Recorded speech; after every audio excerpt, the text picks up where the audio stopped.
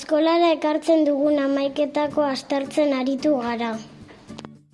Eta hondakin asko sortzen dugula konturatu gara. Horrek ze pentsatu eman digu. Zein da hamaiketakorik onena?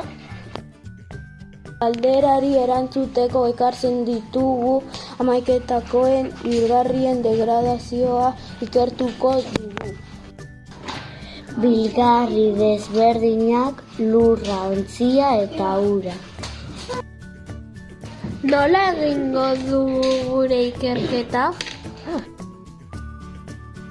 Azteko hamaiketakoen bilgarriak lurperatuko ditugu ontzi batean.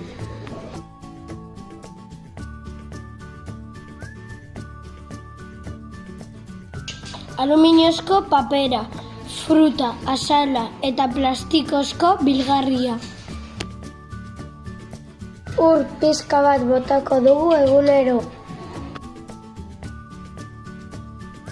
Egun batzuk pasatutakoan bilgarriak aldatu diren edo ez ikusiko dugu. Ikusi daitekenez fruta azala usteltzen hasi da. Beste bilgarriei ordea ez zaie ezer gertatu.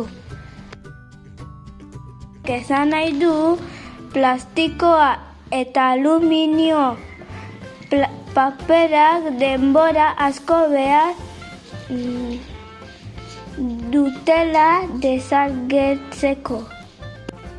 Beraz, zein hamaiketakorik onena, bilgarririk behar ez duena.